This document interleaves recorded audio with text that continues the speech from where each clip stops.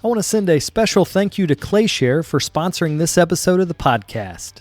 Through their online ceramic education platform, they offer hundreds of full-length classes, as well as thousands of instructional videos that can be streamed straight to your smart TV or compatible device.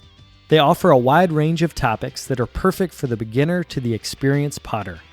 With your membership, you'll receive weekly live tutorial broadcasts, access to virtual workshops with well-known artists, and special discounts on ceramic supplies.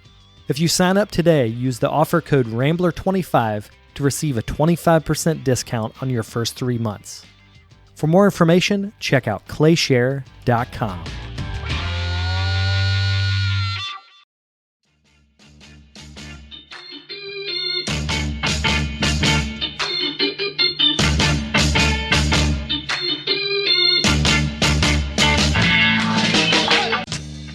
Welcome to the Tales of a Red Clay Rambler podcast, featuring interviews with culture makers from around the world.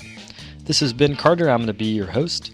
If you'd like more information on the show, please visit our website, talesofaredclayrambler.com.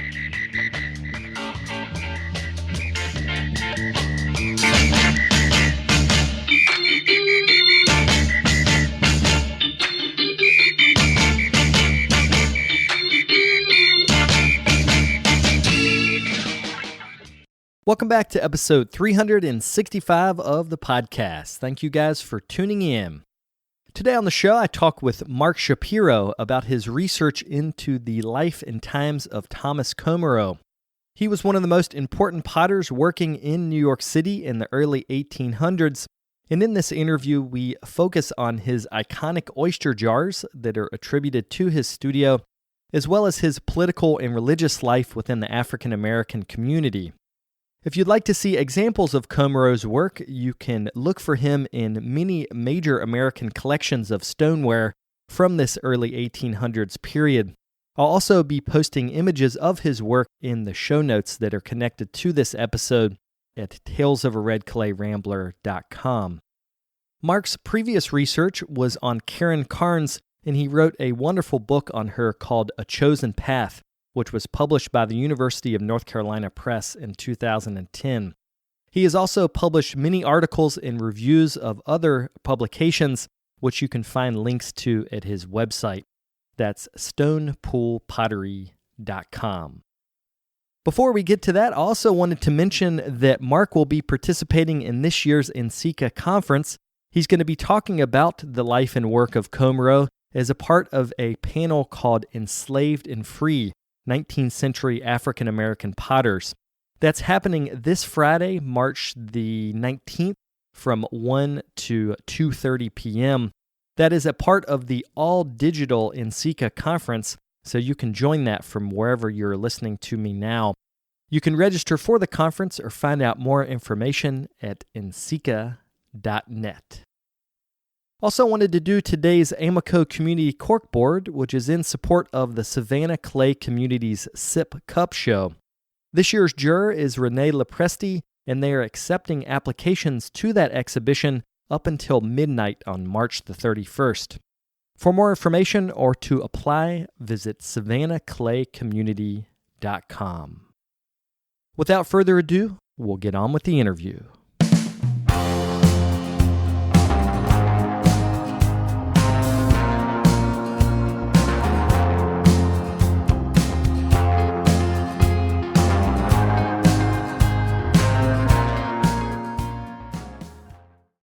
How did you first become familiar with Comoro and his work? Well, I've always been kind of geeky on the early American stoneware. I got interested in that, I guess, when I moved here because of finding some shards here. And so I got really interested in reading about, because I think also, like, when I was starting to learn pottery, it was all about Japan and Asia, and it was Hamada and Leach. I mean, I got interested in pottery when I was 13 or 14, and there were very few books, and one of the most accessible books was a potter's book. And then there was also that Hamada book. And there's one other book called, Japanese Ceramics by Herbert Saunders, I think. There are very few books. You could spread them out on a small table, and have them all. And we're in such a different environment now. And so I had always been very taken with that and reading those books and trying to understand it. And, part of that whole aesthetic, which, I grew up as a kid in the 60s and early 70s and was very prevalent. And then when I moved up here in Western Massachusetts, and I have a farm, early place that was probably from about 1790, I just thought, well, what else was there, and like, I don't think those pots are still really part of the canon of, like, if you take a ceramic history class, I don't even know if you would be shown them, these, early American stoneware, blue and white, or blue and gray, I guess. And so I just got interested in that. And so had a long-term interest. And I think my first activity that I organized at NCECA was a panel when NCECA was in Charlotte about early American stoneware, and had John Burrison and a few people, and just kind of felt like I felt like, why is this invisible in our community? It seemed like in the ceramic community, it was a story that was missing, and we're always looking elsewhere.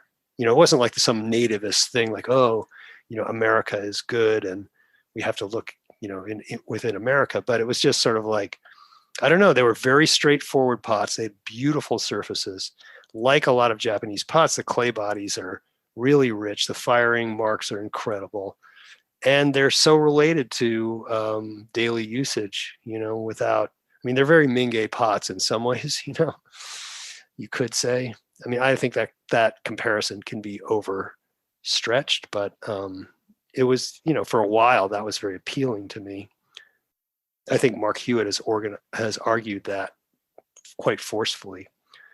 I've just had it always as a little side interest. And then I got in, the next piece of research I did was the Karns project. So that's like post-war American studio craft movement. Yeah, so I did that. That was an interest for a while, but I was always buying these pots occasionally. And I live a little over an hour from Bennington, Vermont, and there's a museum there that has a lot of Bennington stoneware. And there were twice a year, they would have this sort of like jamboree where these collectors would come, and dealers, and they would literally unload out of their vans these American stoneware pots, like on a blanket on the tarmac. And I was just like, whoa. So I just started to talk to a few people and and so that's part of also like my desire to build bridges with other communities of knowledge, because I just felt like, well, these people have a completely different perspective on these clay objects than a potter would, and that's valuable to me. And so I had this one dealer who I don't have, I never spent a lot of money on pots. So the earliest pots are unmarked generally, like before about 1800, generally they're unmarked. Sometimes, a lot of times they'll have decoration, but a lot of them that don't have decoration, really early, really beautiful pots are not expensive in the market, And so I had this one dealer from Maine who used to call me when he'd have something. And at one point my wife was like, I think I might tell that guy, stop calling my husband. Anyway, he was like an old duff and very generous to me, and really great guy. And so I just started getting to know a few of these people and going, and then eventually a lecture series started happening at the museum. And so I was continuing my interest. I was buying a few. I probably have 30 or 35 early American pots, mostly before about 1830.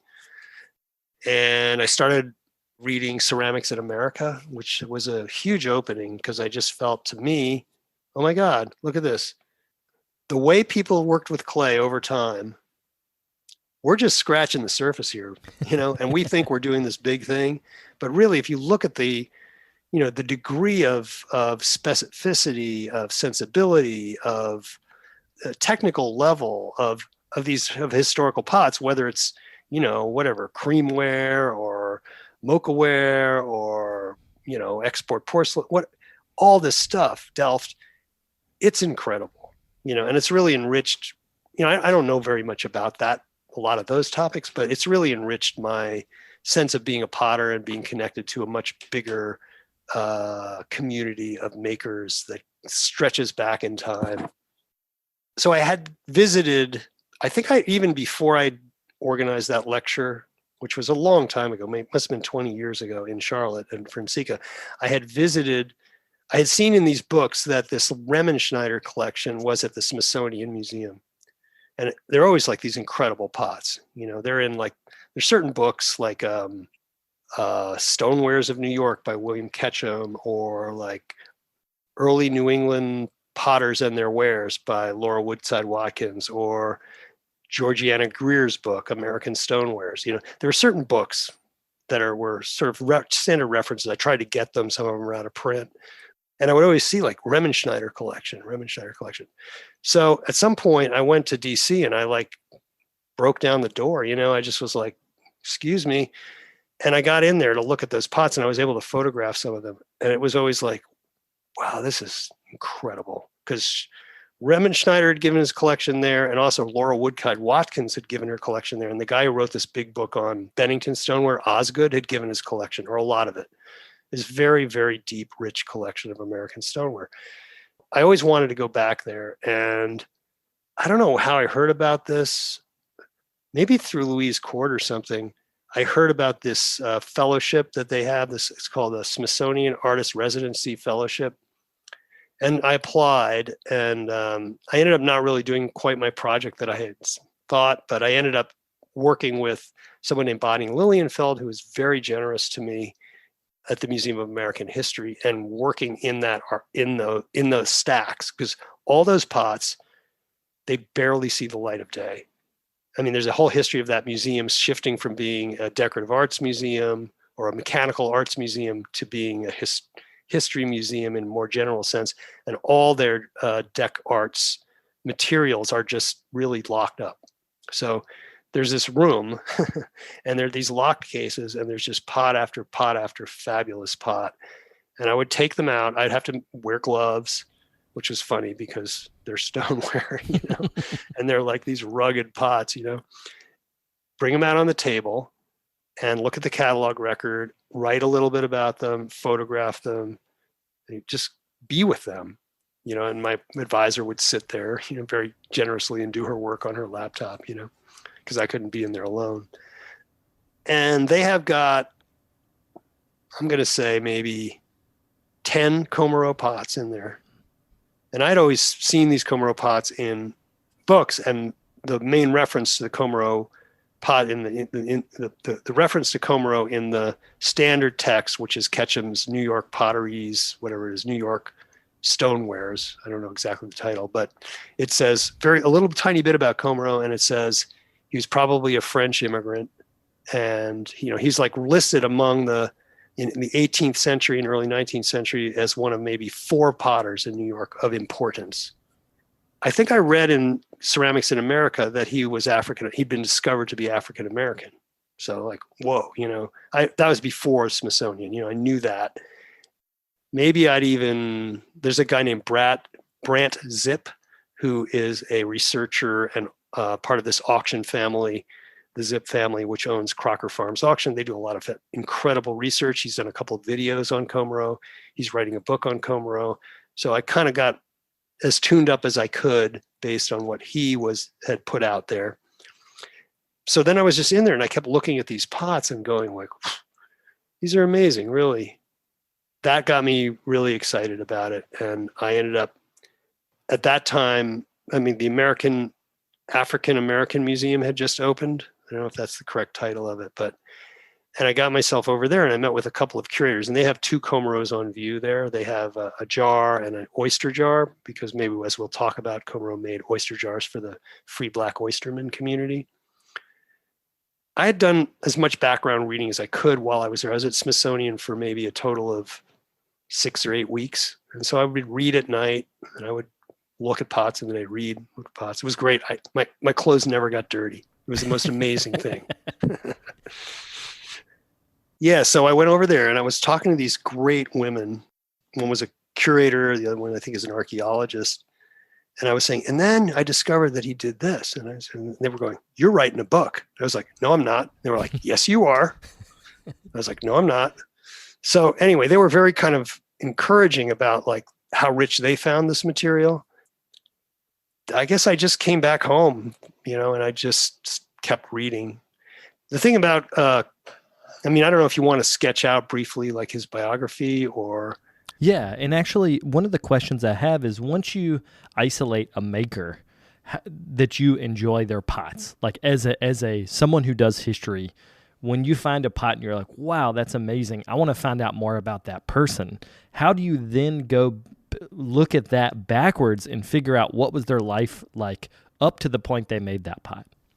It's I think that depends a great deal on the period, and on, like, that's one of the things that's so interesting about Comoro is because he's African American and because of anybody who's working class, it's a whole different ballgame about the historical record, right?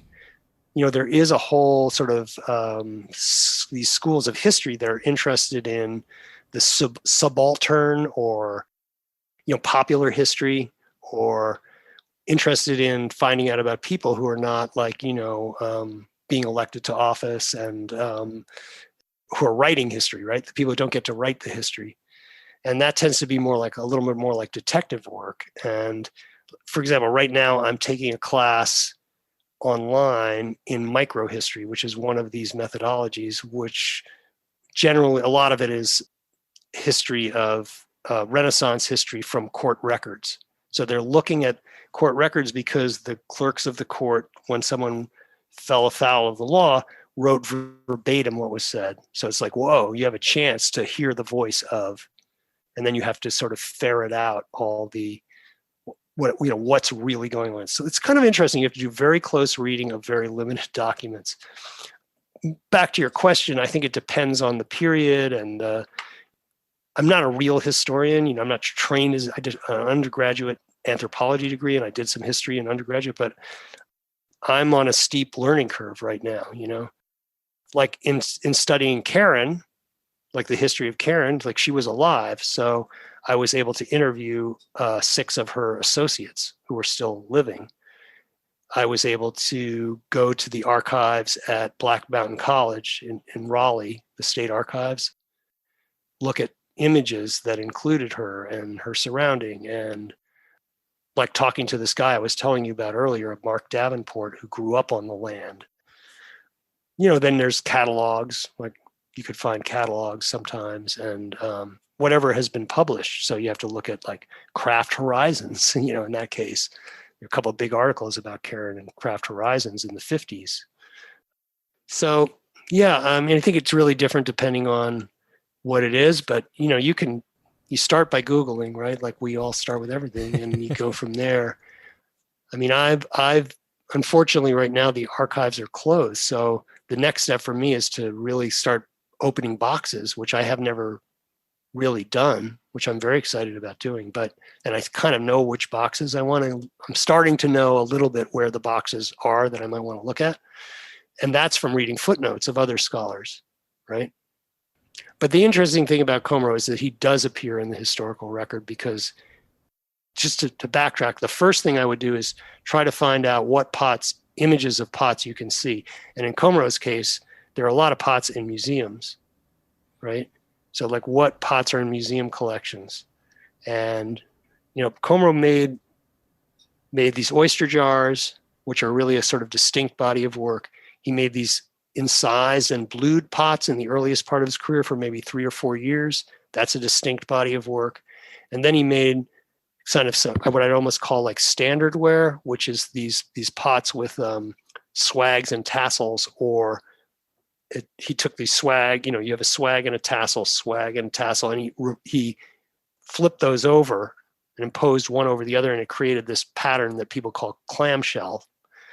So a lot of his pots in his most maybe prolific period, or the extant pots, have that, and they're all stamped with his name, which is pretty unusual. Commeraw Stoneware, Corlier's Hook, which is where his shop was, N York, sometimes New York, but mostly N York. So yeah, I think, if you get bitten with the bug, you'll or if you get the itch, you'll figure out how to scratch it, right? And I think in my case, like right now, I'm unaffiliated, which is a big disadvantage, right? So I happen to have access to an academic database, which is very important for this research at the moment. I don't know if that's going to go away. And so that's something I'm going to have to hustle to create whatever alliance with someone who's going to get me that access. Or I've been writing to a lot of these professors who have written on subjects that are around Comoro. So there's a whole history of free blacks in New York City from, like, his period is really, he's born about 1775. We don't know when he dies. And he emigrates from New York to Sierra Leone in 1820 on the first colonization society ship. And the colonization society, maybe we should get to that. So maybe we should sort of treat his life a little bit chronologically, or it'll just Sure. be too confusing. Comoro is making pots in the very clearly aligned with the style of the German descended potters who emigrated to New York City in 1730, in the 1730s.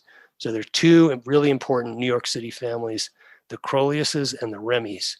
And they're both from this one area of Germany on the Rhine. And they make pretty German looking pots at the beginning, but they're a little bit heavier, a little less refined. They're definitely kind of New World. But very interestingly, those potters were located on either side of the African burying ground in New York, which was where slaves and free blacks were buried between, I don't know when it starts, but I think they closed it in the 1780s or so, or maybe before 1770s. So like right before the Revolution. When they excavated that burying ground, there were tons of stoneware sherds in there. And that's partly like fill, right? It's partly like filling these, backfilling these grave shafts, but it's also like it was a dump. I mean, you all have shard piles probably. I mean, and, they found a lot of, like, there were tanners right around there. So they found a lot of animal bones. And I wanted to highlight that people in this area, it was very common to live, work, exist, and die in a relatively small space. So when we're talking about Corlear's Hook, this is not like miles and miles and miles and miles of space. Like this burying ground in which the potters, the tanners, and other sort of light industry workers, it's not that big. Like how much space are we talking about here? Well, the interesting thing is there are records of Comoro as a stoneware potter in New York City. They start in 1795 and 96. There are two records of him and this is in the New York directory. So in the city of New York, you had these directories, and it has, you can't assume it's everybody's name, but it says there are a lot of names, and they're generally men. Sometimes they're women, usually heads of households, an address, and their profession. So you have that, and you have census records, but which were done. There's a 1790 census, an 1800 census. This is the U.S. census, and an 1810 census. So those are kind of primary documents. In the New York directory, he appears as a stone potter. I think it's on Augustus Street, which is right near Potter's Row, the Potter's Hill, I think it's called, the street, which is right where those potteries were.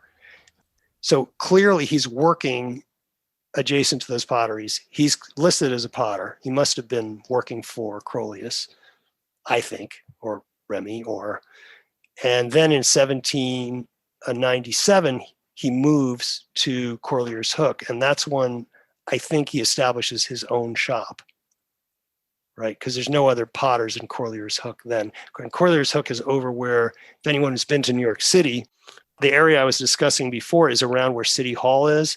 And there was a pond there called Collect Pond, which originally was a source of, I think, drinking water, but became, of course, as New York grew, became polluted, and they have all the tanners and all that. It's not a very good situation. And eventually that was filled in and became ultimately this neighborhood, very interracial and immigrant neighborhood called Five Points, a notorious neighborhood. But that's a bit later. During this time, the potters are there, and Comoro's there along with this guy, David Morgan, who seems to have worked with or next to Comoro in this earliest period. And David Morgan also uses these swags and tassels, sometimes swags and hearts, or drapes and hearts. Very similar work. The earliest work from Corlear's Hook says Corlier's Hook, New York, and doesn't say whether it's Comoro or Morgan. So it's hard to know if it's hard to imagine they were partners given that Comoro was black, and doesn't seem that David Morgan was black, but it's very hard to know much about David Morgan, and I'm really hoping that there's going to be some more research that'll show up. There's a very famous pottery family from New Jersey called the Morgans, James Morgan and Charles Morgan, and they were also supplying all the clay to all the potteries in the Northeast and even South and West. They owned a huge amount of clay, stoneware clay banks around Raritan Bay, around Cheesequake, New Jersey, Woodbridge, Perth Amboy. One is tempted to think that there's some relationship to that family, and maybe even that he was black passing as white. I mean, you think possibly. In any case, he's a really important, but he's disappears, I think, about 1805, 6 or 7, somewhere in there. And I don't really know what happened to him. But Comero keeps working. When you're doing this type of history where you're looking back through historical records, the most physical thing you have is the pots, we're potters. So like that's exciting. But how do you keep motivation when you're looking back through census records, which at that time were handwritten? You showed an image of them. I can't believe you can actually even read it. It's amazing. You get better at it. And the census records aren't so bad because they were careful. But let me just really quick, I can't show it to you, but I have some lawsuits that Comero was involved in that are handwritten. Oh my God.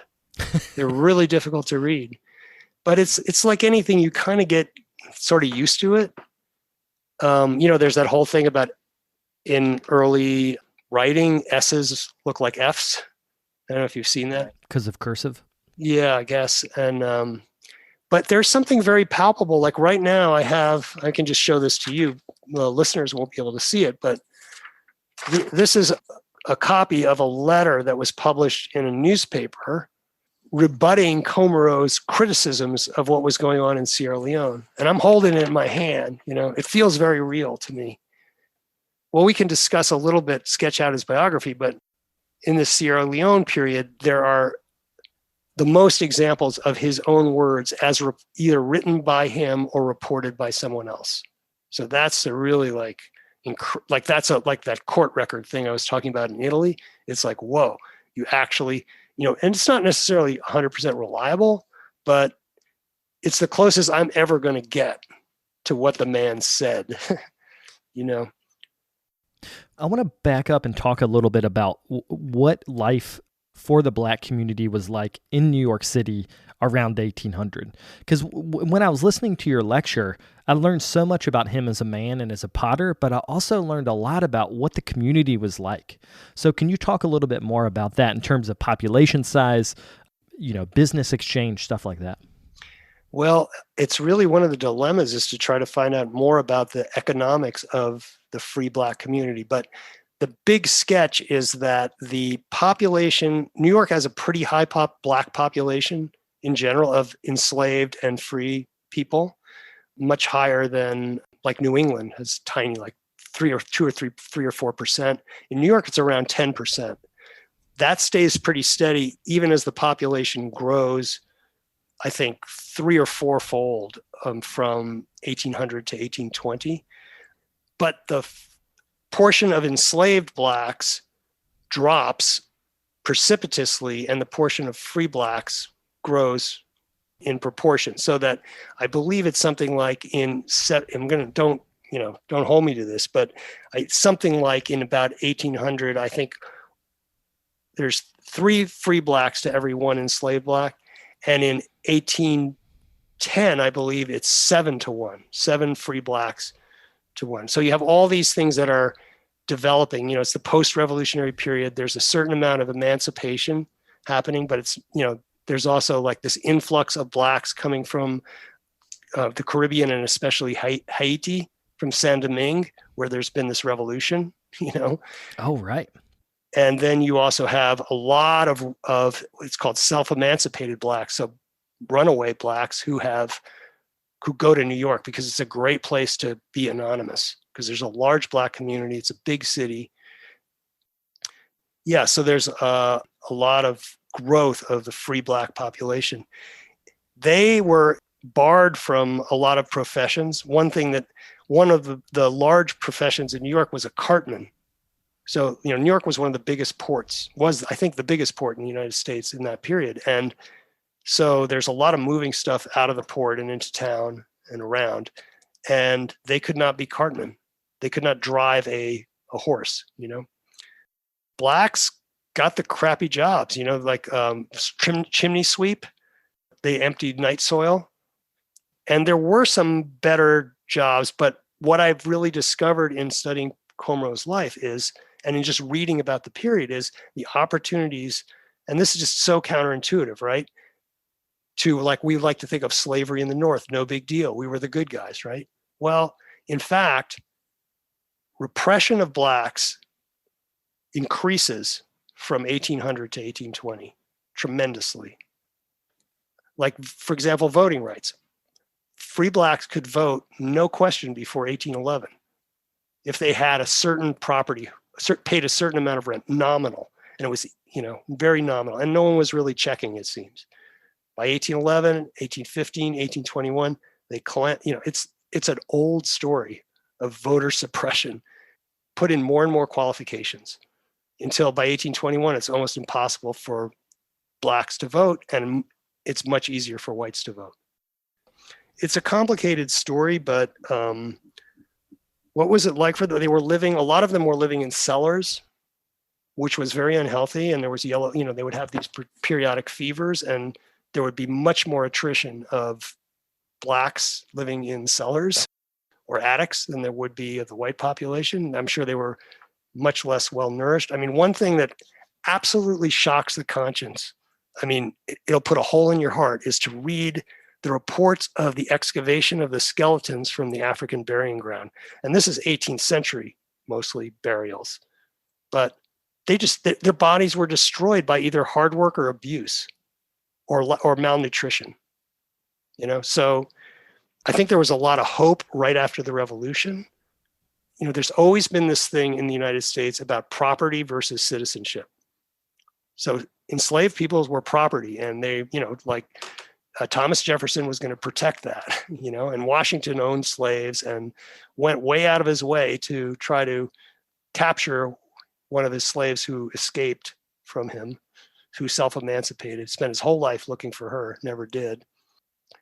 And so it's just deeply this contradiction between that and citizenship and freedom, because if you read all the rhetoric around the revolution, it's like, we will not be slaves to the to King George. It's deeply conflicted, confusing, and with the cotton gin and the opening up of the Southwest territories and the cotton boom, there's just so much money involved. It's like trying to turn around a freighter. You just can't. It's so hard to. And an interesting thing that I learned was, so the international slave trade's abolished in 1807, sort of. Both England and the United States, they start intercepting slave ships along the African coast. The Navy does. And there aren't as many slaves coming into the United States at that point, but the domestic slave trade booms. So there's like this giant migration and selling off of slaves. Like, everyone in the North can say emancipation is coming because there are these gradual emancipation schemes. Like by New York, it's by 1827, pretty much slavery is done in New York State.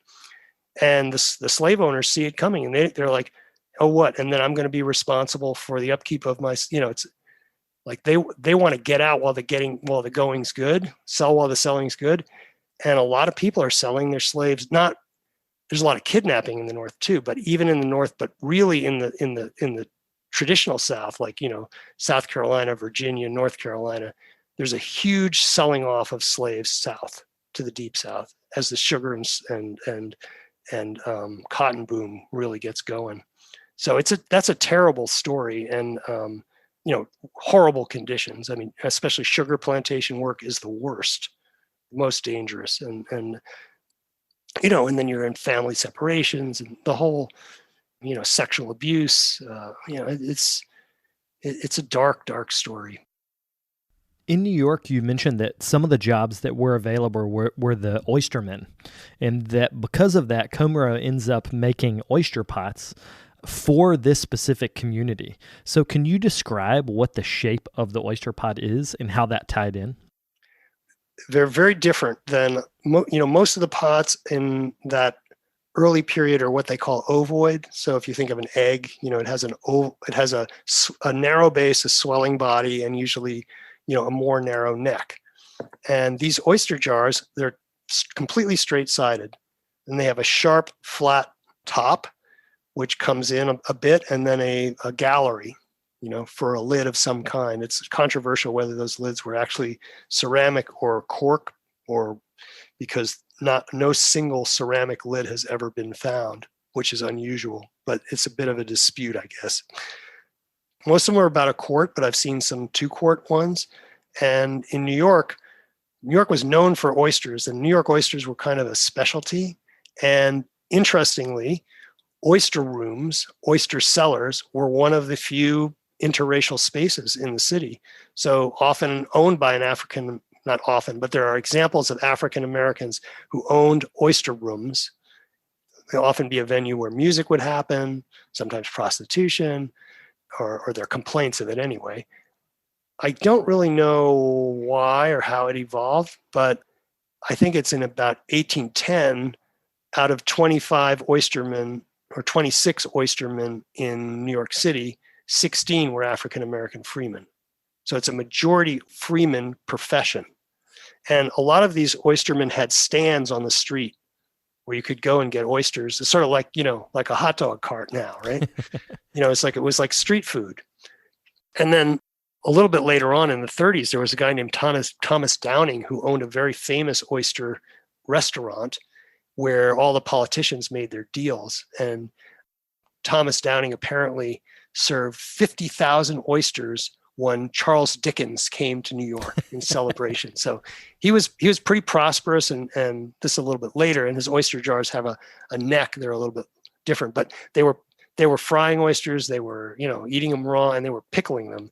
And I believe these oyster jars, some of these oyster jars have been found in Guyana, Suriname, South Carolina. So they were going out as ship stores, to feed the people on the ship, and maybe even as trade goods. I'm not sure, but a lot of them have this one oysterman. We're pretty sure Comoro made them because the typography is the same as is found on his pots when he's stamping his pots, Comoro, Stoneware, Collier's Hook, New York. And you look at these oyster jars, the most common ones say Daniel DJ or Daniel Johnson, and it has his address on Lombard Street, which is a street over from where Comoro worked in New York. So it was like New York was also like it's like Vermont maple syrup. You want it from New York if you get your oysters. So, here's the thing that I think about a lot with Comoro is, maybe we'll finish this thought, but I do want to tell people what Comoro accomplished as a community leader, because I think it's so important, an activist. But if you think about it, he did not have access to probably capital. Very few people would have, because at that point in New York or in early America, there was a scarcity of paper money, a real scarcity of specie money, of metal money. And they're really the banks are they're unstable. People are drawing banknotes on a Louisiana bank, and it's being discounted at a New York bank because it's so far away. It's not a clear economic system. So let's say you're a potter, and what are your two most, if you're a potter at that time, your two most expensive or largest costs for making your work are going to be wood for your kiln and clay. That's what you need, and maybe you need some cobalt, some salt. But you need some, like you and I, we need supplies, right? And those are going to be like our expenses. And we're going to, I don't think you ever had to go through it, Ben, God bless your heart. But, when I first started out, I did wholesale shows, and that was a whole thing. It was like, there was what would you call it? You'd call it a convention. By convention in the field was 30 net. So these people would come, they'd order something, you'd ship it out on the 12th of July, and then on the 12th of August, you would promptly never get a check. So you would extend them credit. And then sometimes it was like first order, cash on delivery or something. There were different ways that we used to deal with that. And then you used to see like the people who started selling pots to Barney's started getting paid 90 net and sometimes not getting paid at all. But for a while, that was really the system. So you'd extend credit to your selling network. And like me, when I buy my clay supplies, I have a charge account at my clay supplier and I'm billed 30 net. So imagine that in early New York, what they're writing is something called a promissory note, which is an IOU. Because there's no cash around. You need the stuff. I'm going to get paid from this guy. I'm going to give it to you. So Comoro got really involved in all those IOUs, which was kind of maybe part of his undoing, because in the second decade of the 19th century, the economy was very fragile. There's the War of 1812, and there's an embargo that started in 1808, and New York's a shipping, it's all shipping. So embargo, no good, So Comoro was sued for non-payment of these promissory notes, which eventually might have had something to do with him deciding to emigrate to Sierra Leone, to Africa. I just did want to mention, like, how you said, like, what would it be like for a black man in New York at that time? And the thing that's so unusual about this figure, Comoro, is that he owned property and he was a master craftsman. And I don't know if I have a single other parallel figure, comparable figure. There was a really important Peter Williams, who was a tobacconist, who was quite successful. I think it's Peter Williams. There were other free blacks who were community leaders who were stable. Some were, carpenters or cabinet makers or boot makers. I'm really looking around for information to see if there's a real cohort that he's part of. I think he's extremely exceptional in his success and prominence in that. But it's interesting that even that way, like, part of the way he made it happen and maybe overcame some prejudice was to be part of a black economy, which, right, like, so then you're not dealing with the prejudice or the other family, especially the Croliuses, there's 13 or 15 maybe known Crolius potters in New York City from 1730 into the 19th century.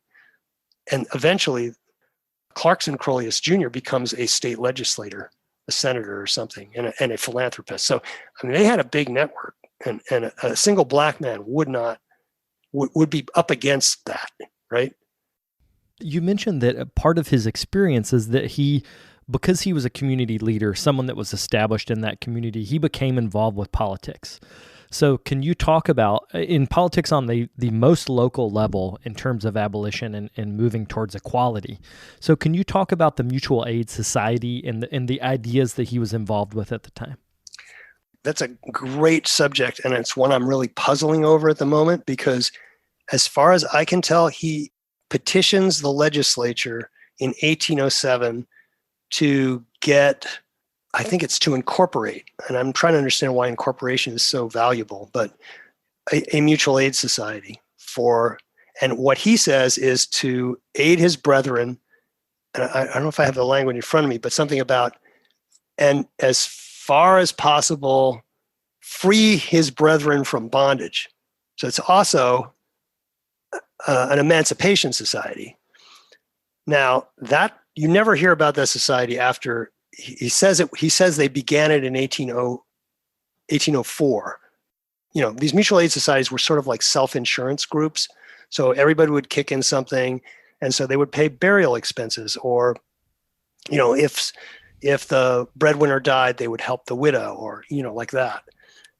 The other ones that I've seen in their charters don't talk about being emancipation societies. So quite radical. I think I need to do a little more picking around to make sure that I'm right about that. But the one that's the most famous is called the New York African Society for Mutual Relief, founded by a couple of the few ordained black ministers at that time. I think there are two of them, and 6 craftsmen. So there was a carpenter, a cabinet maker, and I think a bunch of boot makers. Comoro is not in that group. And that's established 1810. I think it's chartered 1810, and I think they say it started 1808.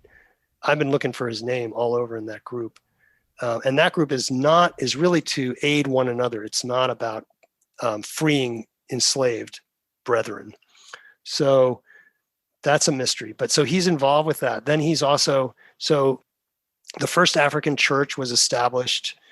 I don't know exactly when, but it's a pretty important, it's one of the first really important Black organizations. They build a building in, I think, I wish I had these dates, but in that church, to celebrate the abolition of the international slave trade the law was 1807, it went into effect 1808. In 1808 and 1809 and onward, they celebrate. And they have a church service, and then they parade. And which becomes kind of controversial because somebody was like, don't be too African, don't parade, But he shows up in the second one in 1809 on the program 3 times, leading a hymn, singing a hymn, and a hymn by Thomas Comoro. So, I just want to hear it. Well, also you think about someone who is, and this is the way that actual life is, so this makes sense, but we often look back at historical figures as one-sided. Whatever we know them from, that's what we know. But what you're building and through other research of people like you, we're seeing that he had a religious life. He could sing. He was a master craftsman. He was politically active for his time. He was financially active in the community. We're seeing a profile of a living, breathing human being, and that is the reality. But often in history, we tend to really put people in boxes. Yeah, and that's the thing for me is to really try to understand the full 3-dimensional picture, so there are a couple of other things that he also is leading, where he shows up as, leading for voting rights, leading to build fortifications in Brooklyn for the War of 1812. In 1814, he wants to bring all the Blacks to Brooklyn and volunteer to show that they're true citizens and they love their country. But then he decides to leave, right, in 1820. And this American Colonization Society outfit is not beloved by Black abolitionists. I mean, they want to get rid of the Black problem. And there's Henry Clay is president of that at various times. Henry Clay's a Southern slaveholder, right? And so they see free Blacks, especially in the South, as presenting an insurrectionist example that might, especially people are really, really skittish after the Haitian Revolution, right? They're outnumbered, by the way, down there. And, it's really, there's a lot of paranoia, and anyway, they want to maintain the system. So these free Blacks are a problem there. And in New York, they're also kind of a problem for some people, even these sort of liberals who they want to restore Blacks to Africa. I think that there's some famous things that, Hamilton said and so on that are not really very welcoming of the free Black population to the city. A lot of white Federalist, more liberal leaders get involved in this project. And so, yeah, and let's back up and explain exactly what the project is. The idea is that free Blacks would be taken back to an African country. So Sierra Leone, Liberia, right, was the other. Well, Sierra Leone was the country that this was sort of following on the British example. So the Britain had established Sierra Leone, I think, in the 1790s, and that's where they brought. So these Blacks who'd sided with the British, who were evacuated from New York, went to Nova Scotia, and some went to England, and they were destitute in England. They were unhappy as you can imagine, in Nova Scotia, and they were discriminated against. And they were like, there was a problem. So they brought, I think, 3,000 of them. Is it 3,000? Maybe it's 1,000 of them. I'm not sure. I think it was maybe 3,000 originally went to Nova Scotia, and a group of them anyway went to Sierra Leone under the British, and they established a colony. And it was, it was chartered to be free and so on, as well as Jamaican Maroons, these black refuseniks who were up in the mountains fighting the plantation owners.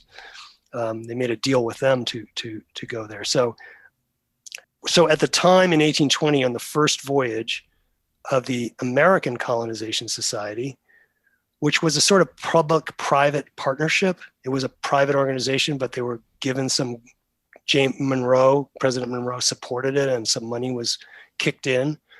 And the U.S. Navy was kind of going to help out because they were also patrolling the coast, trying to intercept slaving vessels.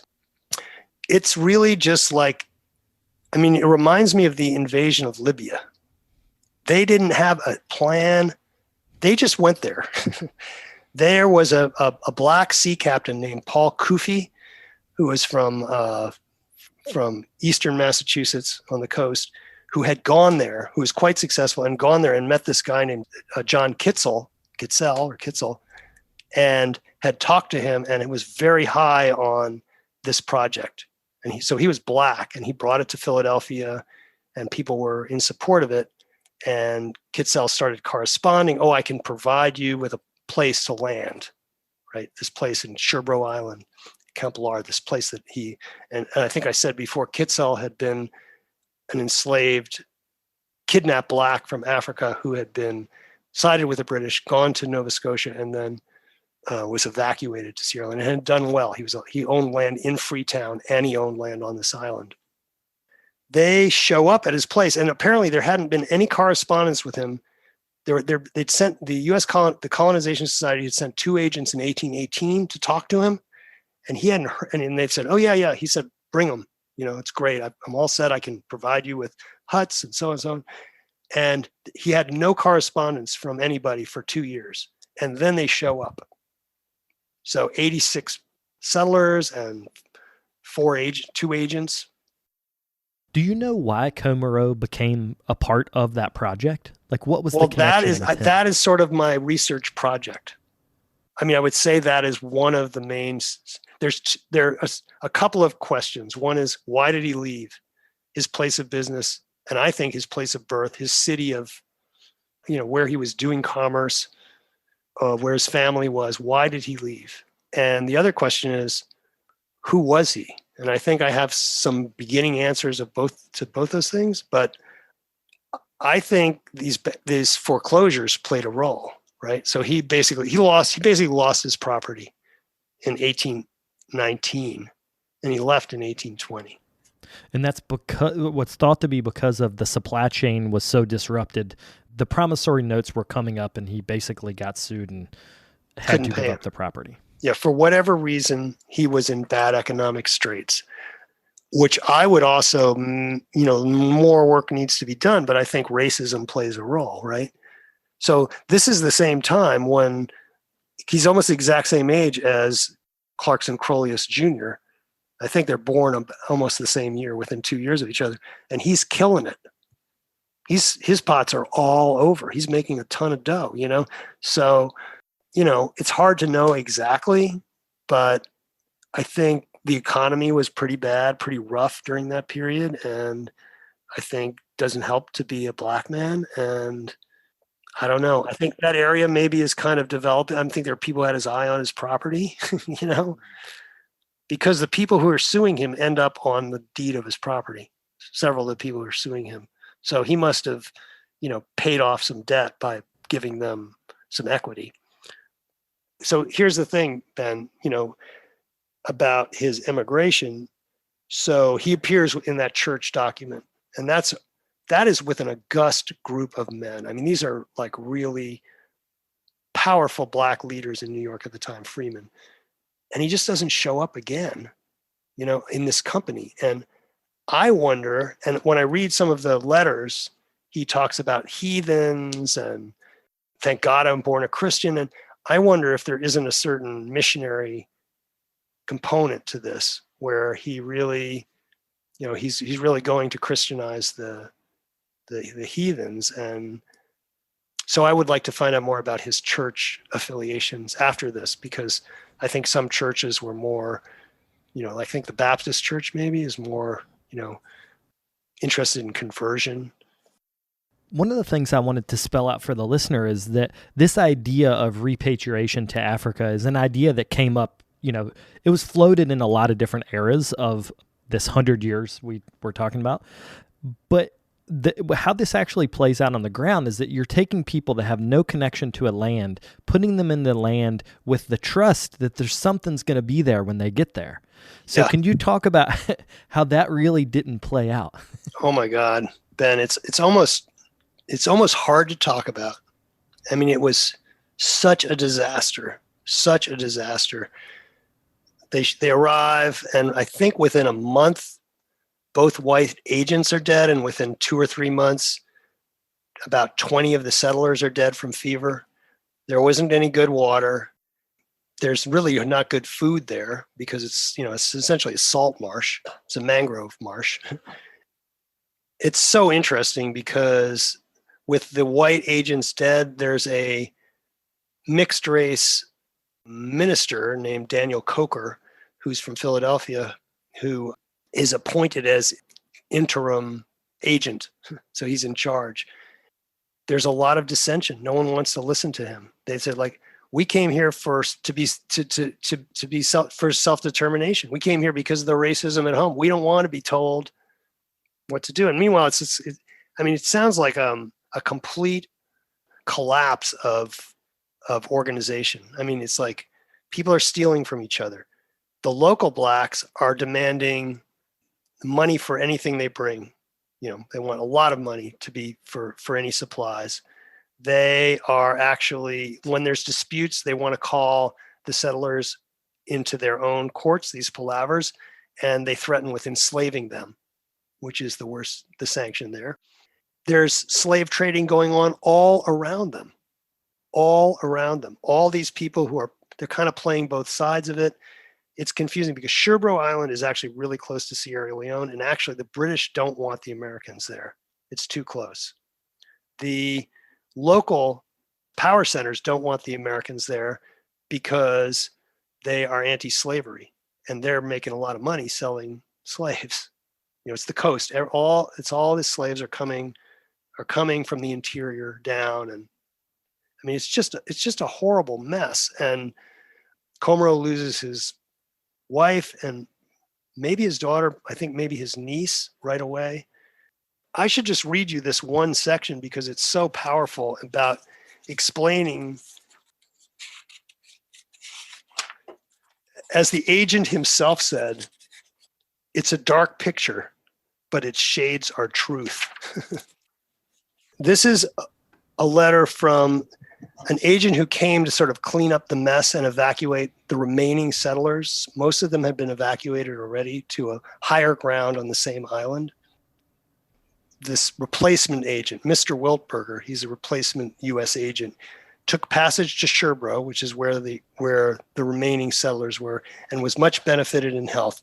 They brought away all our mill irons and many other things. So one of the main things that they traded were these raw iron bars. So those are the mill irons. So they're a valuable sort of trade good. They brought away our mill irons and many other things with Comoro and his children.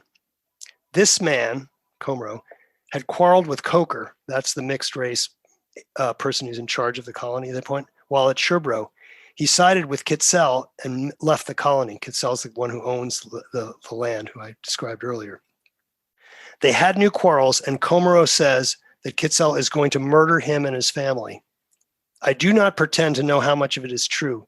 He came to me and wanted to join the colony. I did not like his conversation and behavior and would not admit him, but told him to go to Freetown, that's the main city in Sierra Leone, and go to work and maintain himself until we left this place for land of our own. Then if he behaved himself, he might join the compact. He pretended it was not his wish, nor had ever been, to join the colony. He made application to Lieutenant Stockton to take him to the United States. We have his 3 children on board, but he went ashore thinking, I suppose, that Stockton would wait his motions. But the signal was made for sailing, and we got underway and left him. Whoa. So his kids were on a boat back to the U.S. and he was not? Well, no, they were being evacuated somewhere, not to the U.S. Not to the U.S. Gotcha. and he's left on the island with someone who he said is going to murder him. And, like this thing, like, oh, he's an insurrectionist. He's, seditionist. I mean, this is in view of complete chaos and many promises for these settlers to be given land, which they were never given. It's hard to say, it's really hard to say. He was definitely viciously attacked in the press, partly because he wrote a letter criticizing the situation. He sort of whistleblower letter. And he wrote a letter this long attacking the situation, and about 4 pages came back about all the ways he was a bad seed. So anyway, it's fascinating. The thing is, he did return in 1822. There's a record of that with some of his children. And there's not much record of him after that, and no record of him having worked as a potter. I did want to say one thing about his origins, if I might. Sure. So I had talked about the Crolius family, these potters who were really the most sort of famous potters in New York City. One of the patriarchs of that family was a William Crolius. There were several William Crolius, but this particular William Crolius was on the Patriot side during the American Revolution. New York was occupied for the British for a number of years until the end of the Revolution. And so this William Crolius decamped to New Jersey during that period and may have worked in the New Jersey potteries. Some people think he might have been running those. In any case, as his health began to fail, he wrote a will. And in that will, he manumitted his slave Tom, his wife Venus, and their children in the spirit of the coming liberty. So you got Thomas W. Comoro. This guy's name is William Crolius. Comoro names his eldest son William and his second son Thomas. You have the fact that he's making pots just very, very closely to that Crolius style, and he's working close to the Crolius potteries in that 1795, 96, 97, 95, 96 period. To me, it makes sense that he could be the son of this manumitted Tom and Thomas, right? So from the passenger list of the ship Elizabeth that delivered these settlers to Sierra Leone, it lists the passengers and their ages. So from that, it's 1820. He's listed as 45 in 1820. He's probably born about 1775. That manumission is 1778. He would have been 3 years old at the time. It just it's circumstantial, but it makes some kind of sense to me. And that there is maybe there's a recognition of some kind of familial bond between that William Crolius. I mean, why would he name his son William, And maybe his own name, William. Maybe his father named him Thomas W. I don't know where the Comoro comes from, though. Though there is a river in Sierra Leone called Caramanca. Not that far away. Well, I think this is the nature of research, which is that you put in the time and you find all these different, it's almost like a net. You're putting, different bits of information and you're trying to tie it all together. But I want to encourage a listener to think about this as an ongoing project. And part of your project is that you're going to present it in Sika on a panel that will be about this with some other people. So to wrap up the interview, can you plug the panel so that people could hear more? Bless your heart. Yeah, I'm so excited about this. This has been a project that I've been in the works for really almost 3 years, because it had been scheduled to be at NSECA in Richmond, which would have been a great place for it. The title of the panel is Enslaved and Free 19th Century African American Potters. So there are actually 5 panelists and this absolutely terrific moderator named Leslie Harris, who's a senior historian of African Americans, incredible researcher and writer. And I'm going to talk about Comoro. It's all going to be really short because there are 5 of us now, instead of we added another person in the intervening year. So I'll talk about Comoro, and then Adrian Spinozzi, who is the decorative arts curator at the Metropolitan Museum, is going to talk about Edgefield, where Dave. You might be familiar with Dave, who wrote poems on his pots. Dave Drake worked. So she has an exhibition that's going to open, and I think it's scheduled for 2022. And she's going to talk about her research. And then Brenda Heindel is going to talk about some potters in Georgia and I think in the Shenandoah Valley who were African American, and possibly some who were one particular potter who might have been passing as white, which is a very interesting story. And Earlene Green, who's a teacher and potter in Texas, is going to talk about the Wilson brothers, who were enslaved Black potters who, after emancipation, established what people think is the first Black-owned business in Texas. So very exciting. And I don't know if anybody got a chance to see the Ceramics Monthly. It was maybe 3 or 4 months ago.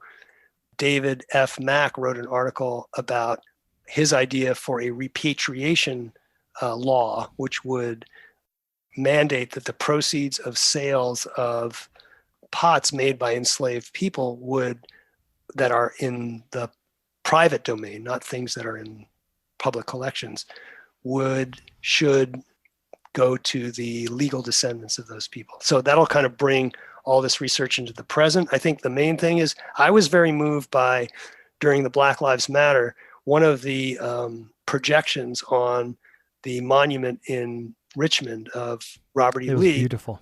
Which was, wasn't it great? But one of them was, I don't know if people saw this one, it said, "No America without Black America." And that's, to me, that's what this is. It's like Black people have been here and have built this country. They've always been here. And making them more visible is really important, and giving them their due, their respect. And for me, that's what a lot of this work is about, is like, this guy was making the highest quality pots that stand next to the best pots that were made at his time, and was doing this amazing work in an environment which was not an easy environment. And, I just want to bring that to us as potters, and maybe to the bigger world. And, I'm the only one, other people are working on this too. And that's really a good thing. That's part of the sort of reparation that we need to do. Well, I want to thank you for taking the time to do this. Can you leave your website and social media so people could get in touch with you? Yeah, my own website is stonepoolpottery.com. My social media is nil because I don't even want to get into it, but I have my opinions about social media, which are just entirely for me. But I hope to get some of this stuff up. The other thing is, this research is going to go up on our site called blackcraftsman.org, which is a new site that is going to be a place to archive primary documents about Black craftspeople. So blackcraftspeople.org, is that what I said? I said Black Craftsman. We can look for that. I'm hoping to write some articles and just keep talking about this and learning about it and sharing it. And I think there are a lot more Black potters out there who were doing work who we're just hearing about. And maybe someday we can have a book or a conference on just that subject and really dig into this. So I hope so too. Well, thanks again, man. Appreciate it. I appreciate it, Ben. You're awesome.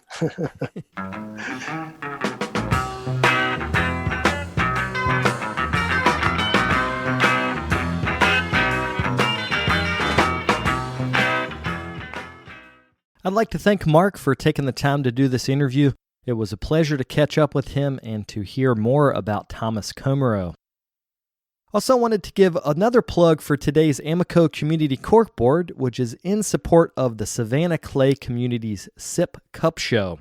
Artists are invited to submit up to 3 drinking vessels that will be juried by Renee Lepresti.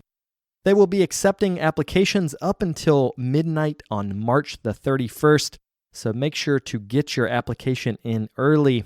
For more information, visit savannahclaycommunity.com. Also wanted to send a special thank you out to this week's sponsor, ClayShare.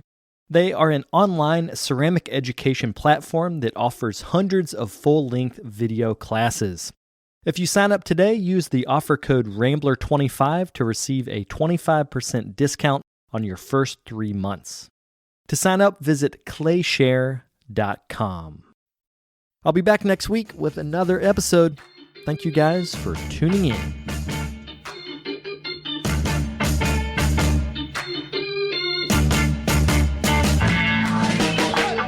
If you'd like more information on the artists on the show, or if you'd like more information about the workshops and events that I'll be having in the next couple months, you can follow me on Twitter, Instagram, and Facebook under Carter Pottery. Another great way to support the show is to leave me a comment on iTunes.